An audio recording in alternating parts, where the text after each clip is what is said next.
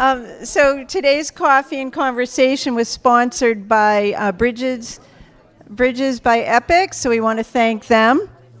And today we have Sarah Alger with us from the Paul S. Russell, MD, Museum of Medical History and Innovation, which is part of MGH, Mass General Hospital. And she's going to talk to us about the museum itself and then talk about the founding of the hospital and some of their successful public demonstrations of surgical anesthesia, and then some of the historical innovations and MGH's work today. So welcome, Sarah. Thank you so much. All right. So thank you so much for having me. I'm really excited by this big crowd. I wondered if anyone is willing to share, did anyone here used to work at MGH? Anybody? Anybody? Okay. Usually there's one or two. Okay. Okay, fantastic. All right. Let's see. Just out of curiosity, has anyone heard of the Ether Dome before? Oh, a lot of people. Oh, excellent. Has anyone been to the Ether Dome? Fantastic. All right. And it's okay if there are no hands. Has anyone heard of the Russell Museum at the hospital? Oh, great. Who has been there? Oh, fantastic. Okay. So I'm not, well, I might be telling you a few new things, maybe not a whole lot, those of you who have been both places. But I'm hoping that that this will entice you in to visit the museum and the Ether Dome. Or if you don't choose to come in, we also have a lecture series that you can watch online. So I hope that you will be interested to sort of see what we're up to in the future. Okay, so as Mimi said, so I'm basically going to be giving you a whole smorgasbord of stories today, and feel free to ask a question at any time. I'll also leave some time at the end for questions. So I just thought I would start with this is one of my favorite pictures from our collection. So in World War I, hundreds of Mass General doctors and nurses volunteered to staff a base hospital in southern France. This here is a group of nurses, and I just love the fact that they are in their rain slickers inside a studio somewhere in southern France to take this picture.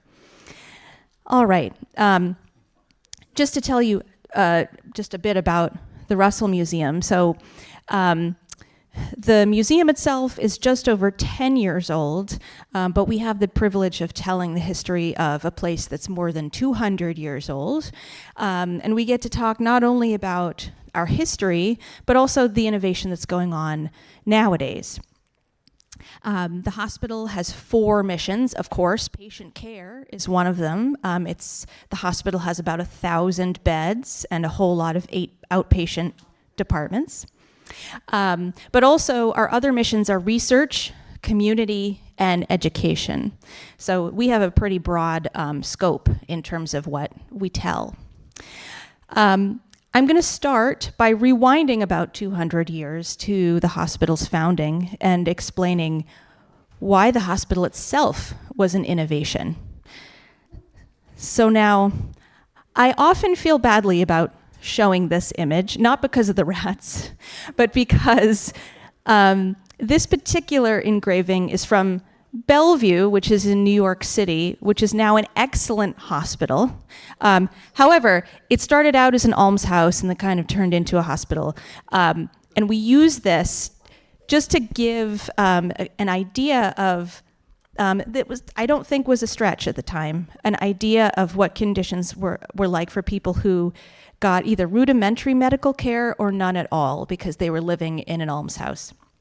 So I think we didn't have a comparable one for Boston. At least that's what I like to think. Bellevue is awesome now. So it's after the Revolutionary War. We're getting into the early 1800s. There are very few options for care. If you're wealthy, you can have a doctor come to you. If you're a soldier or a sailor, you might get you might get some care. Certain populations might get some care, but the vast majority of people didn't really have any kind of regular care. In Philadelphia, Ben Franklin co-founds the very first General Hospital. Of course, Ben Franklin is involved, and Pennsylvania Hospital is still there. In New York City, King George III, otherwise as we know him, Mad King George, charters New York Hospital, what's now, I think, part of New York Presbyterian, still exists. So Boston doesn't have such a place. And it's thanks to, I'm sorry, this is more pixelated than I expected it to be. Anyway, 3 men helped lead the charge to create a general hospital in Boston. This guy here is one of my favorite figures in our history. He was the Reverend John Bartlett, and he was the chaplain of the almshouse in Boston, and he saw how poor conditions were, probably like this. And at first he tried to study medicine himself to help his flock, found that he couldn't do it on his own, and he told his influential friends about the problem. And 2 of them were this guy, a physician named James Jackson, and a surgeon named John Collins Warren. Those of you who have visited the Ether Dome will probably recognize his name. I'll be talking more about him. So Bartlett convinces Jackson and Warren to lead the charge to get support for General Hospital.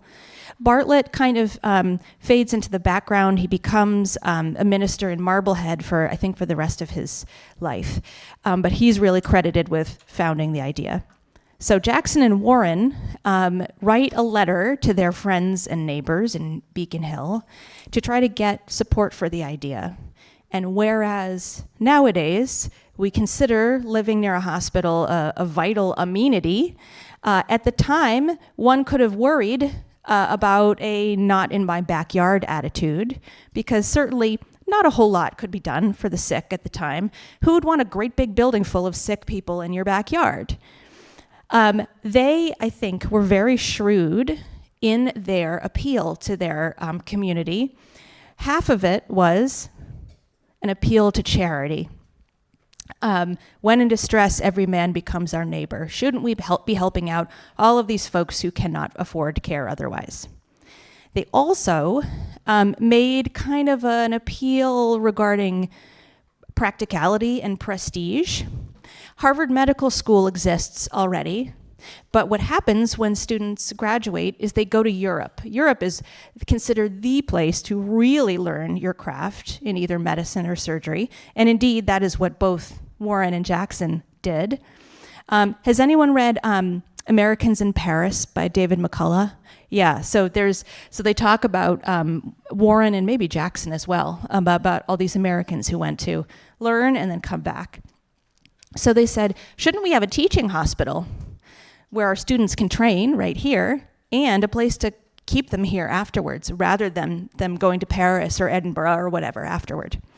So with that dual appeal, they got permission from the Massachusetts legislature to not only to found Massachusetts General Hospital, but also what is now known as McLean Hospital.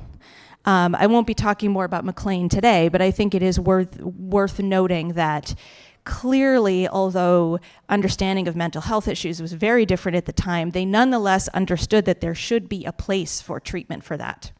So same charter for both hospitals. So any of you who have been to Mass General, you might remember that there's this main corridor through a building called the White Building. And about where this boat is where that corridor is today. Charles Bulfinch, who was a very famous architect of the time period, was hired to design this building. So he went to those hospitals in New York and Philadelphia, and to a psychiatric hospital in Baltimore for inspiration. And he came back and said, let's build something like this, which the trustees agreed to. So anyway, this parcel of land was chosen not only for its proximity to Beacon Hill and so on, but also the river. This is before the Charles River was dammed up. At the time, it was much wider and was a tidal river. And so both goods and patients were brought to the hospital by boat. And if you find yourself in that main corridor, if you kind of look down to your right as you're sort of going through the hallway, you'll notice the remnants of this wharf that are kind of down in a little hole in the ground basically now. All right, so, sorry.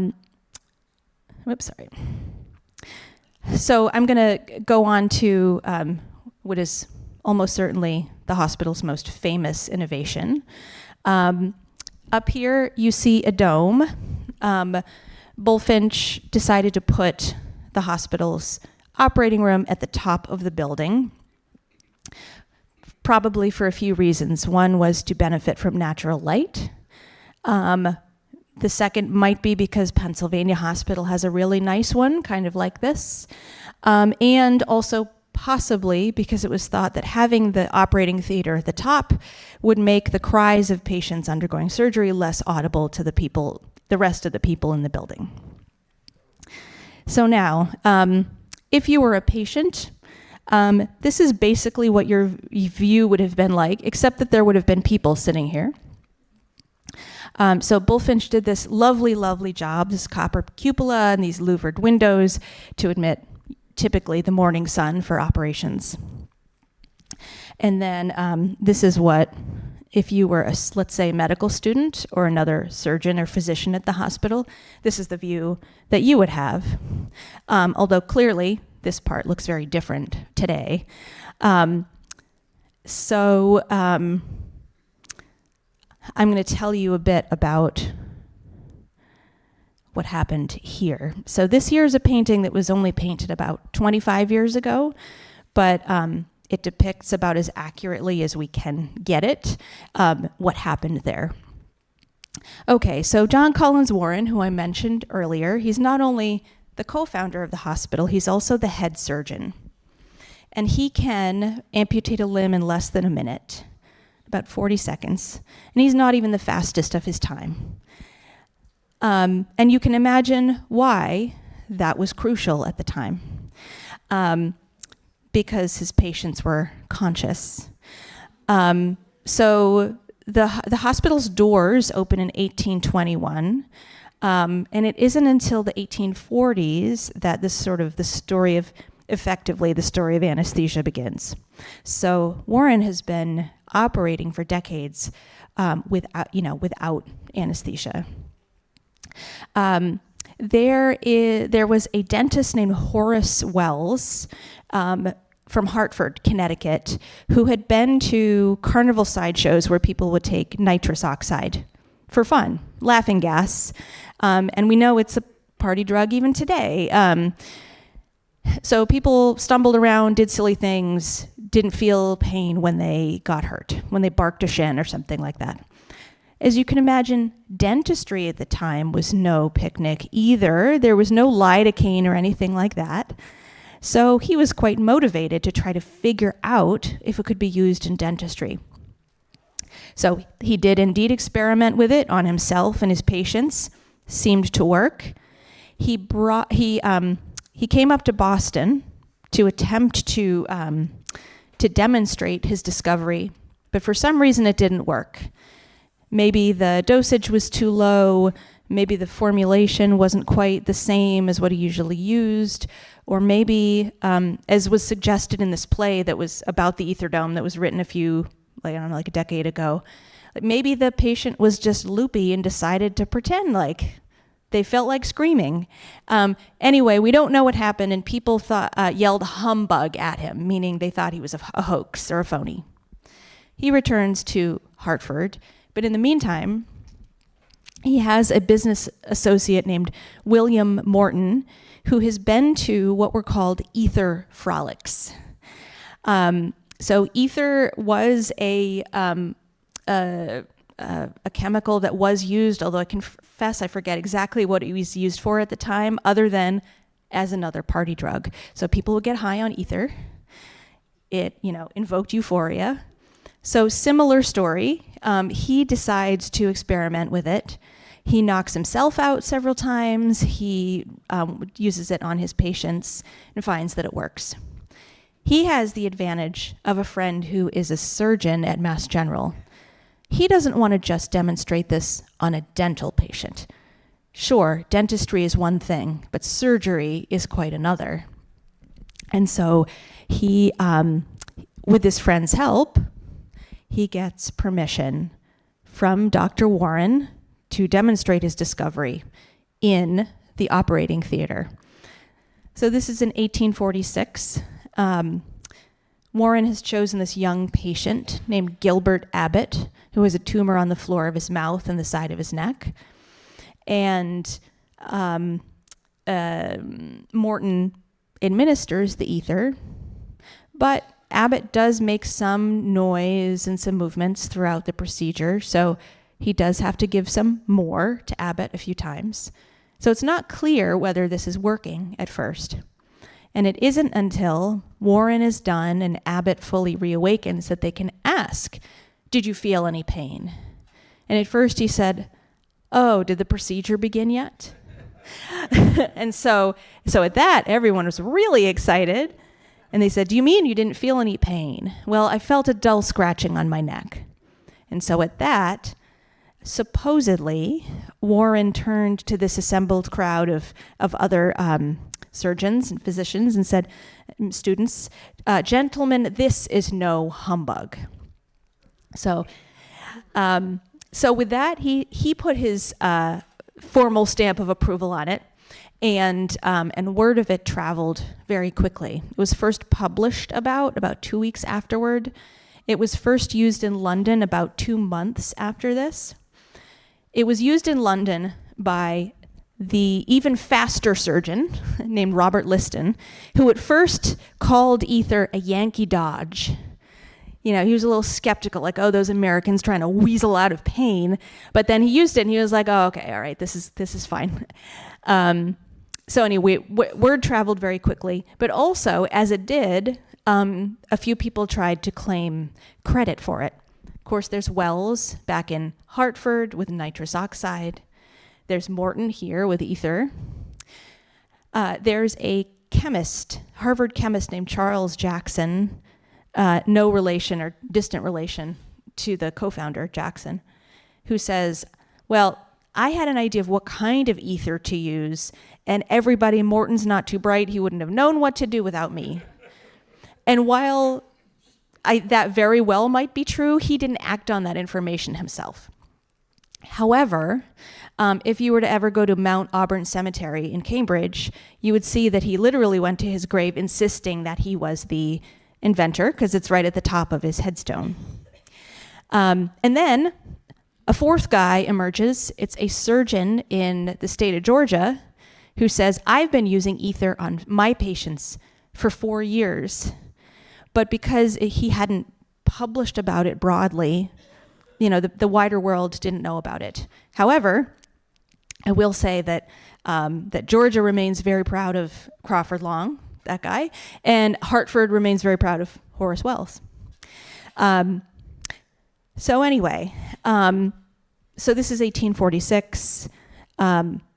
Surgeons now have the gift of time, really allowing for the practice of surgery to blossom. Does anyone notice the lack of anything in this painting? Gloves, yes. Or masks.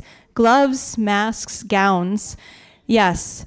And so I always mention this because this enormous problem of pain during surgery is cleared, but germ theory doesn't arrive on the scene for a few more decades after. And even when it does, the surgeons here resist the idea at first. And you can't blame them entirely for having to cope with the fact that they had been inadvertently killing some of their patients because they didn't know to, wash their hands, to wash their tools. And some of their tools, their operating chairs and things couldn't have been sterilized anyway.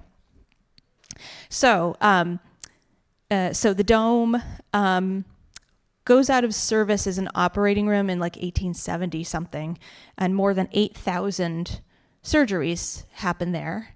And then thereafter, they built a more sterile operating room elsewhere. The dome went on to become a number of things, but nowadays it is pretty much as it looked, but it's an active teaching space. So there are grand rounds and other things that happen there a lot. And if you're ever interested to visit, call us at the museum and we can tell you when it's open for you to wander up. Any questions before I continue? Okay.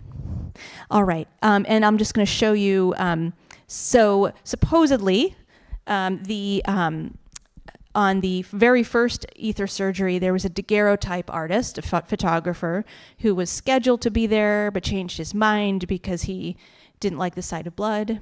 And so they sent someone else early the following year. And so this is one of those early images. This here is Warren with his hand on the patient's leg. And then this is either Morton or someone who Morton is training, who's giving the ether to the patient. If there's time later, I'll explain the presence of the Egyptian mummy in the ether dome as well. But anyway, that's sort of that's how it was in the early days. Now I'm going to, I'll talk about that later. So this is the 1860s, I think. You might have noticed that compared to that engraving I showed you, wings have been built at either end. The hospital does get more business thanks to there being more surgery, the possibility of more surgery.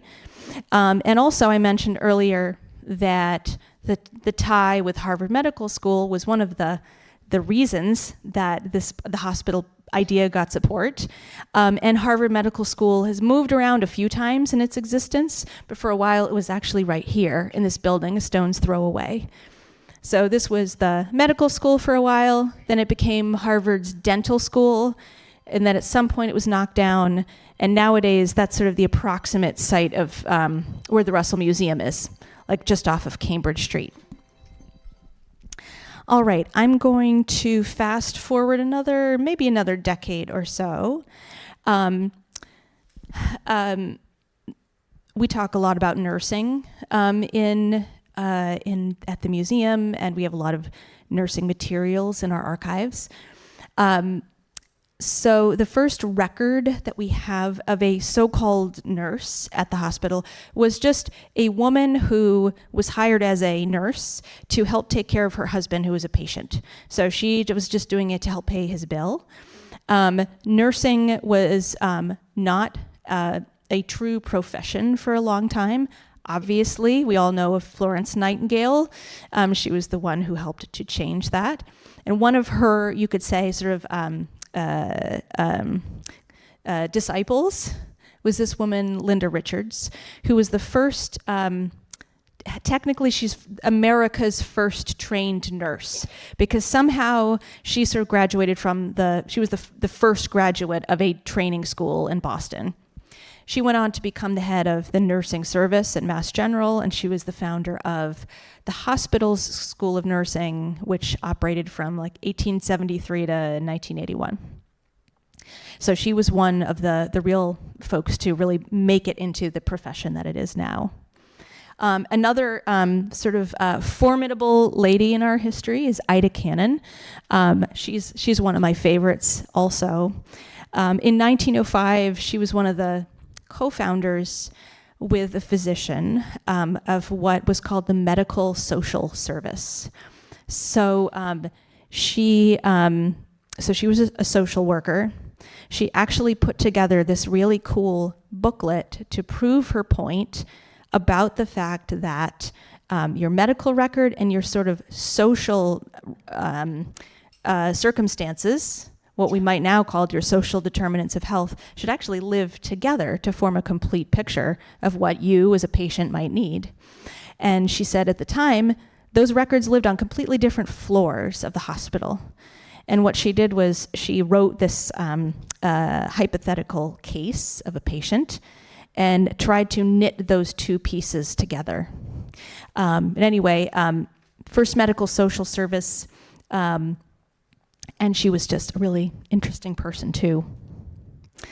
One of our mavericks was a surgeon named Ernest Codman. He had the distinction of being kicked out of Mass General for 11 years until the hospital finally relented and saw his wisdom about quality.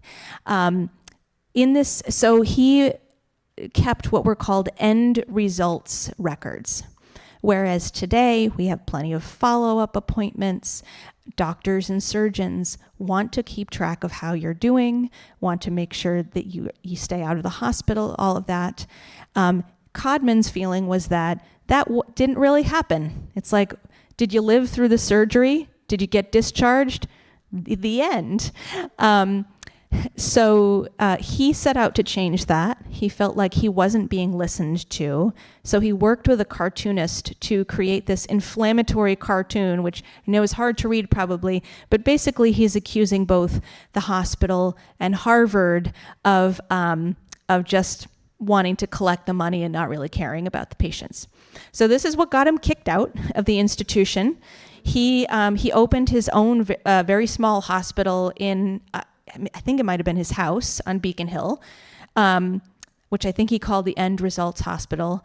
And then he was invited back, and he is considered sort of at least if not the practical, but sort of the spiritual founder of what is now known as the Joint Commission, which is the organization that basically oversees the quality in hospitals, quality and safety. All right. Any questions before I continue? Okay. All right.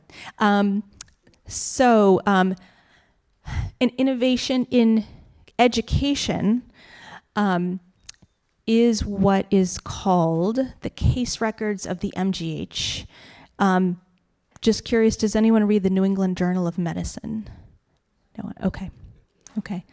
All right. So this here, so this is an amphitheater that doesn't exist at the hospital anymore. But in the early days, the pathology department would basically take a case of someone who had died to try to figure out what was wrong with them. If they didn't know beforehand, they would do an autopsy, try to figure out the diagnosis. And then, so they would have the answer, but then they would invite someone who wasn't involved in the case to try to figure out the diagnosis in front of a crowd, and often a distinguished crowd. So that is a tradition that continues even now at the hospital, but largely on living patients. So whereas at this time, there wasn't a lot of imaging yet. It was largely autopsy that you depended on to try to find the answer. Nowadays we have imaging and other things. But it's basically a sort of this master class in clinical reasoning. Like, how would a physician who's approaching this case fresh figure out what the diagnosis was? And usually they're correct. So this is a teaching tool that's been emulated worldwide. I would say most medical schools have a similar thing where they have like a discussion of a difficult case to try to figure out the diagnosis. And while AI might be sort of gaining in terms of being able to figure out some of this stuff, these cases are so tough that we're going to need physicians' minds for a while yet. I don't know, does anyone remember this story? This was a 12-year-old kid who was playing chicken on train tracks in Somerville in 1962 and had his arm severed. Yeah, I see some hands, yeah. So this was the first, what was called limb replantation. So we have a docent, so one of our volunteer guides, who worked at the hospital for many years. He was chief pediatric resident at the time, I think, and so he was around when this happened. And he tells me that maybe one of the reasons why it worked was because one of the policemen who responded happened to have a cooler of ice in the back of the cruiser, and they put the arm on ice, and that is what helped preserve it. And that might be what prompted this surgeon named Ron Malt to take the chance on putting it back on, which he did. And so this kid who was named Red Knowles, I think he regained most, if not all, of his function back in that arm. There are like later pictures of him like throwing a baseball or something like that. And so it worked. I actually met this surgeon's daughter a few summers ago, and she said that she thought that the second case was of a fisherman who lost a limb at sea, and they had a whole lot of popsicles on board, and they put the arm in with the popsicles. That preserved it until they got to shore, and Dr. Malt could put it back on. And I'll be talking about more surgery off and on here. Okay, I love this portrait because it's trippy, and for a reason, probably. You can make out the Bullfinch building in the background here. This is Henry Knowles Beecher. He was an anesthesiologist. He was another real character. His real last name was Unangst. He was from Kansas, I think, but he changed his last name to Beecher to associate himself with the Harriet Beecher Stowe, like that, the Beecher family here in the Northeast. So he did a lot of work around the placebo effect, and also he did some experimentation with LSD, which I think explains the choice of a surrealist painter for his portrait. But also in the early 60s, he wrote a seminal paper arguing for much stricter protection of clinical trial subjects' rights. So wasn't super long after World War II. At the time, I mean, if anyone has been in a clinical trial or any kind of research study, you know that nowadays you sign reams of paperwork and someone sits down with you and explains everything to make sure that you have a solid idea of sort of the benefits and the risks. But at the time, early days, that wasn't really the case. Did anyone, I'm sure that Warren or someone else had a conversation with Gilbert Abbott to say, this might work, or this might not work, but it's not like, I doubt that Abbott had to sign anything, let alone sign something in quadruplicate, So anyway, it was Beecher's paper, that was in the New England Journal, I think, that really laid out the case for really much, much stricter protection for subjects. All right, I'm leaping ahead a little bit to the 90s. This is one of my favorites also. So in addition to main campus, which has a number of buildings downtown Boston, there's also a research arm that is in the Charlestown Navy Yard. The biggest building used to be the torpedo factory. There are also other buildings that's where they made like the rope and like other things, like all different kinds of things associated with the Navy Yard, but which are now labs. And so one of the centers that's over there is this amazing biomedical imaging center. They have these enormous like MRI machines and things. So this is 1991. So MRI, magnetic resonance imaging, existed already. But what these folks came up with is what's called fMRI, or functional MRI, which is basically almost like a moving MRI. It's using blood flow as a sort of a proxy for brain function. And so this here is one of the very first images that they got, showing sort of the activation, sort of blood flow or the activation of a certain area of the brain. And one of them, my mind is still blown by by this, which is more recent, it's within the past 10 years maybe, folks at this center wondered, okay, if we put someone in an MRI machine and show them certain letters, how will that kind of show up in the brain? So they put the letters MGH. Like, I can't even believe that this is real, you know? They put the, MGH, so there's like a screen inside the MRI machine that someone's looking at. And then they had to use some kind of program to sort of flatten out the folds of the visual cortex. The brain is really, curvy. But when they flattened it out, you can literally see M, G, and H on the brain. And so they're continuing with that sort of, that whole area of research. All right. What do I have for you next? Just out of curiosity, has anyone ever heard of Paul Dudley White? Yes. And why? Can someone tell me why you know about him? He was Eisenhower's doctor. Absolutely. Yes. Anyone else? Okay. Yes. Oh, and pacemakers. Yeah. Yeah. So, see, he was an MGH doctor.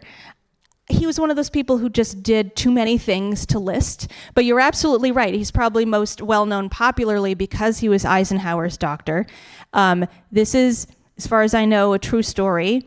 He had to go visit Eisenhower, and what's the airport that's really close? It's National. And he thought, oh, it's like a mile to the White House. I'm just going to walk from the airport to the White House. And of course, he shows up at the gates of the White House, and nobody believes that he's there to see President Eisenhower. But also, you've probably seen the Paul Dudley White bike path along the Charles River that was named for him. He was one of the early proponents of exercise for heart health. We actually have in our collection his and his wife's bicycles and his exercise bike. So he was very much, it was like an early, sort of urger of exercise for heart health. But yeah, he was a well-known cardiologist. So I mentioned this base hospital in France at the very beginning. He too was one of those people who staffed that base hospital in the early 1900s. So the hospital has what's called an archives and special collections. So historical documents, photographs, and artifacts, and so on. And I just love this cartoon from when he died in the early 1970s. It says "Last House Call," and he's bicycling up to heaven. All right, I think I might skip that for now. Bullfinch Building. I've been talking about the Bullfinch Building a lot, but this is a great story. So we have in our collection a plaster model of the Bullfinch Building. This is about the size of a loaf of bread. There is a famous researcher at the hospital who is refining what we call the camera pill, where it's basically like a camera that's on a tether that you swallow. And someone from his lab called up and said, hey, can we borrow that plaster model of the Bullfinch Building? And we're no strangers to weird requests, and we said, okay. And what they did was they sent it out to someone who made a 3D print file of it. And the reason they wanted it was because a donor had just given the lab money to give them a nano printer, something that prints at nano scale. And they wanted to print the Bullfinch Building at nano scale to show the donor the power of this thing. And so the reason that they wanted this printer was because the lenses that go into these camera pills need to be very, very tiny to try to go in as many places as they want it to go. And so they literally print these lenses that are so small you can't see them. And so they invited us over to the lab too to look through a scanning electron microscope to see the Bullfinch Building model, which is smaller than it's like, yeah, it's just about the width of a human hair strand. So that was pretty cool. Let's see, what else have I got for you? Okay, I'll mention this too. I know this looks a little funny in an exhibit case.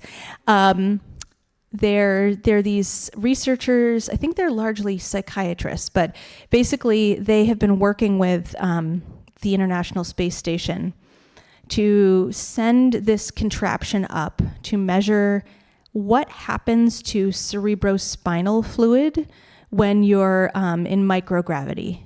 So we sort of have an idea of what those levels should be here on Earth, keeping things in place. But are there any ill effects if there's too much, there's too much fluid in the head or not enough because of microgravity? So we got to display this for a little while, and then they had to take it back to send it back into space. All right, so I'm sure that that you all heard in the news last year about two very notable patients at the hospital.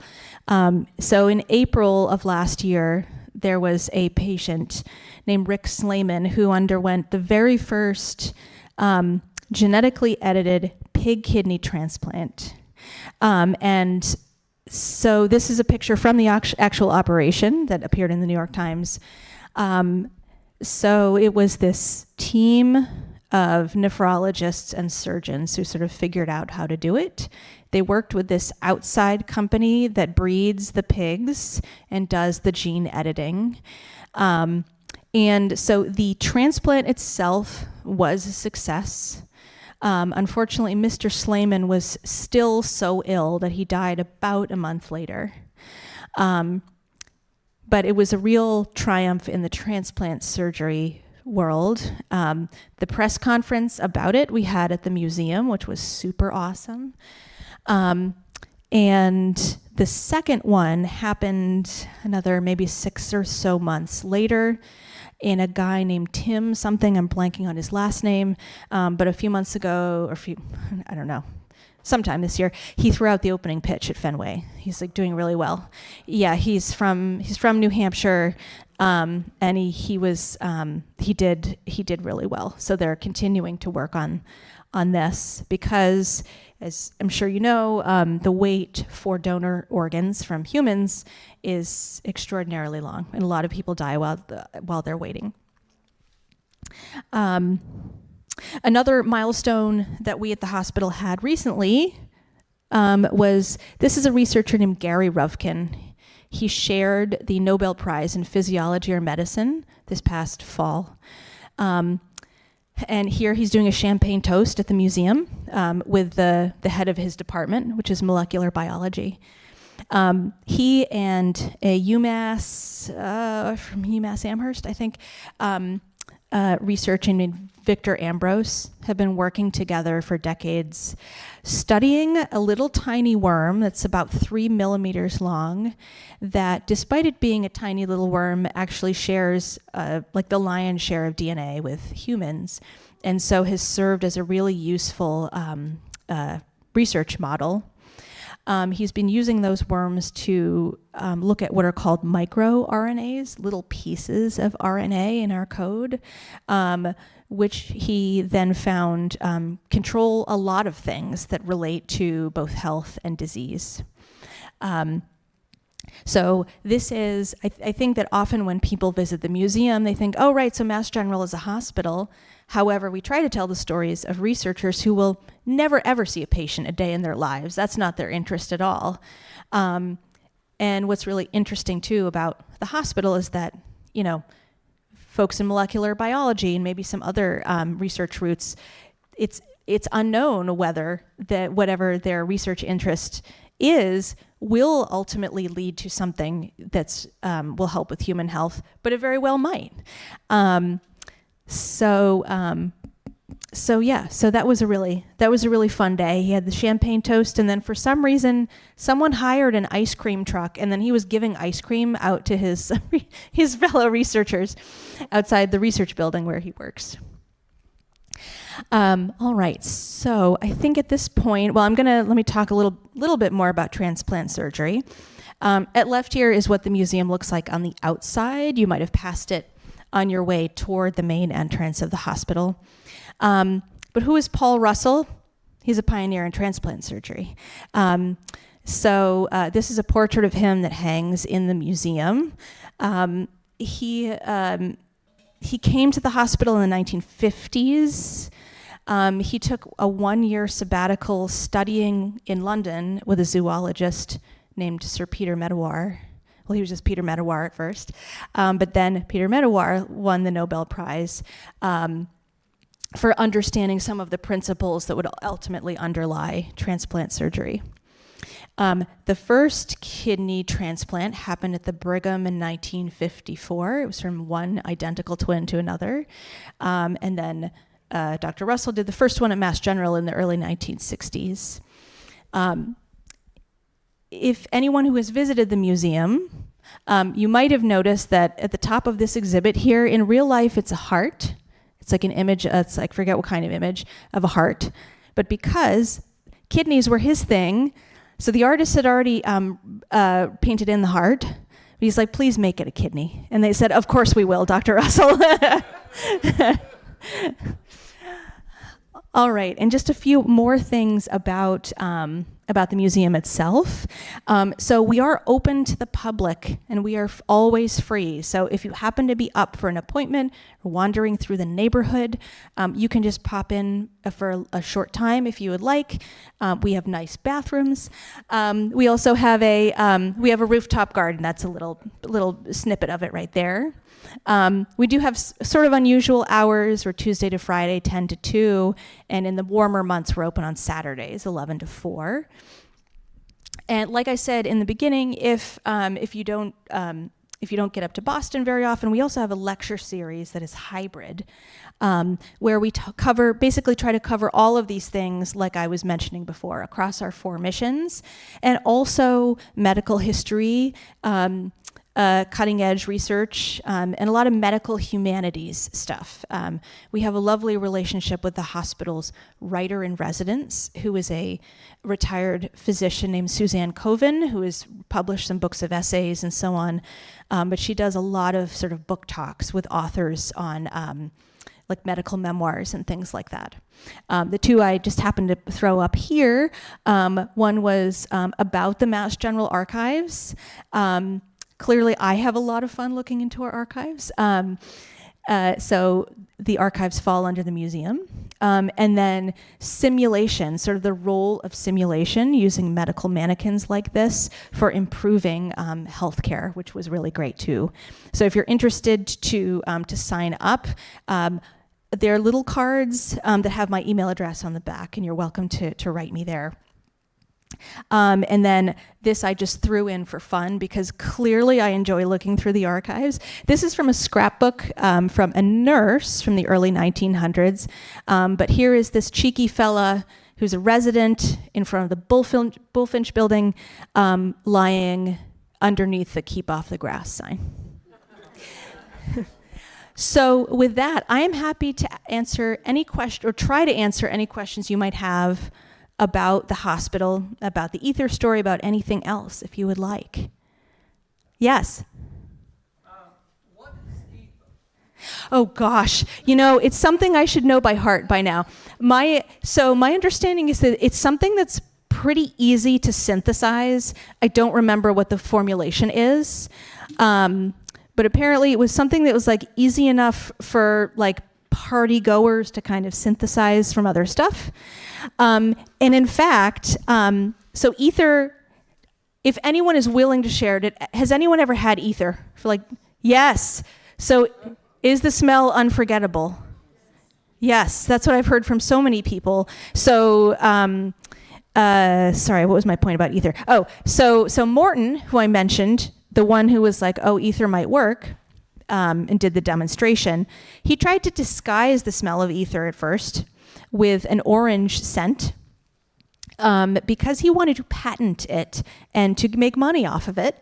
He was not, an already wealthy sort of Harvard man like the others who surrounded him in that operating room. He wanted to pass it off as his own secret concoction. But because ether has such a distinct smell, if the surgeons figured out what it was. And ultimately, he did try to patent it, and he wasn't able to. It was considered this sort of gift to humanity. And actually, if I might mention too, has anyone ever seen the ether monument in the public garden? Yes, all right. So there was such controversy in the 1800s over who should get credit for it. So there's a monument in the public garden, but it's just a spire that has the Good Samaritan cradling the guy who's at the side of the road with no names. It's just a monument to ether. All right, sorry. Other questions? Yes? It's not really a question. Yeah. I was going to mention that it's kind of a profound statement. When in distress, everyone becomes our neighbor. Yeah. I've seen that written on the Mass General wall. When I Yes. Is that like the motto of the Mass General? It is the unofficial one. Yes. So it's right. It's literally on the wall in that main corridor that I mentioned. Yes, and it's something that you hear a lot, like in orientation and so on. Yes, it's often quoted even now. Yes. Yes. These amazing advances in medicine, probably a lot of us have benefited from those, and they're the result of research. Yes. And research is the result of funding. Yes. Funding comes a lot from Washington, D.C. And Yes. I'm wondering if any of those insane crazies down there have impacted the funding of research at Mass General. Yes. So how is funding for research being affected? So I will say, at least up until this point, Mass General had the largest hospital-based research budget in the U.S., if not the world, at about $1 billion. I don't know exactly how much of that was NIH versus philanthropy, but certainly there's, it's very significant funding from the NIH. And having sort of listened in on some of these research meetings, it sounds like it's still not clear the extent of the effects. It's unknown, but it's pretty terrible. There will absolutely be an impact, but it's not clear how extensive. Yeah. Yes. Yeah. Am I correct in saying 2 to 3 years ago, I thought I had heard Mass General had a layoff? Did I hear correctly? Yes, so the hospital system had 2 rounds of layoffs earlier this year. Yes. Yes. It was discouraging to me because Yeah. I was hoping and praying that they would come to Norwood Hospital. Oh, yeah, sure. Yes. Do you ever hear of any whispers that perhaps they're this much interested? No, so not that I have heard, although I'm not privy to that kind of information. I know that I think in the Globe there was someone raised the question of whether they would take over one of the Steward hospitals, but then the CEO of the system said, no, we don't want to. And I don't know what the sort of the business decision is there. I mean, there are already like somewhere between 12 and 15 hospitals within the larger system. So Mass General, Newton Wellesley, Brigham, Cooley Dickinson, and others. So I don't know. My guess is it was a business decision, but I don't know. Yeah. Will they ever come out this way and bring their doctors out this way so we could have our PCPs with them? Oh, that's a good question. Go to their hospital if necessary? Yeah. I mean, I would love to have a Mass General doctor or doctors out in this area. Oh, sure. Yeah. Opening up small buildings like they other places have. Yeah. I don't know offhand. So they've oh, Patriot Place. And what is that there? Sports medicine? Or is there like PCP? Oh, good. Oh, great. Okay. Okay. Yeah. Yeah. And then, Waltham's a little farther away. I don't know, but I'm happy to pass that along. I don't know if they have any other. So there's been a lot of system sort of level stuff happening. So that's why like what used to be called Partners Urgent Care is now Mass General Brigham Urgent Care. But I don't know what the plans are. Yeah. You're welcome. Yes. Yes. Yes. So I'm just going to back up to that. Yes. Why is there an Egyptian mummy in a Boston operating room? So this is kind of a funny shot of it, but kind of an unusual one. But I hope it'll inspire you to come visit. So the hospital opens to its first patient in 1821. So there's the mummy, the human remains themselves. There's an inner sarcophagus, and there's an outer sarcophagus. The whole ensemble is given to the city of Boston by a Dutch merchant who also has some kind of appointment. I forget. He's like Dutch council or something like that. The city, in turn, gives the ensemble to the hospital for fundraising. This is the 1820s. There's sort of this craze over all things Egypt. And so the hospital thinks, well, we can make some money this way if we send the mummy and the coffins out on tour. And so the tour makes all these stops along the East Coast and gets as far south as Charleston, then returns to the hospital. They've made something like $2,000 or so that way. And then the leadership decided that he belonged in the operating room. And so other than being out on loan a handful of times, such as to the Museum of Science, the mummy has rested in the ether dome pretty continuously, including for that first demonstration of ether in 1846. So nowadays, if those of you who visited the ether dome have probably seen, so the mummy is lying in one spot in the exhibit case.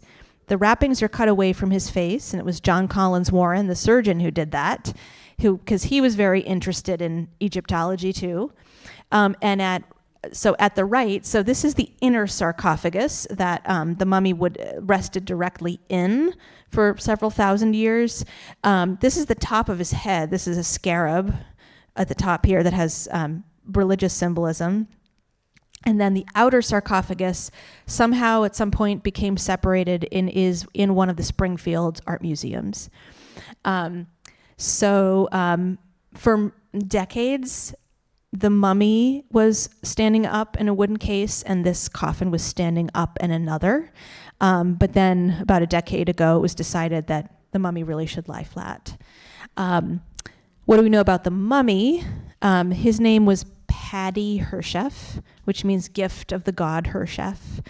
And he appears to have been someone who either worked with stone or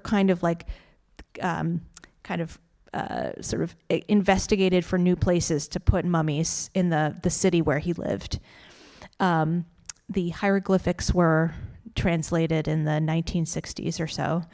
And this being a hospital, he's been x-rayed a few times, and he was put through a CT scan about a decade ago.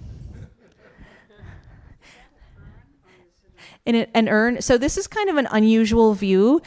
So this is actually, the conservator who has sort of been taking care of him for decades now, we had her in last summer to sort of give him a touch up a little bit. And so the case got pulled away from the wall, and this is a view you don't usually see of the top of the head of the coffin. So you can just make out the nose. So basically it's like an ornamental kind of face. You can just make out the top of the nose here, and then the mummy is right there. Yeah. Any other questions? Okay. All right, thank you so much. This is fun.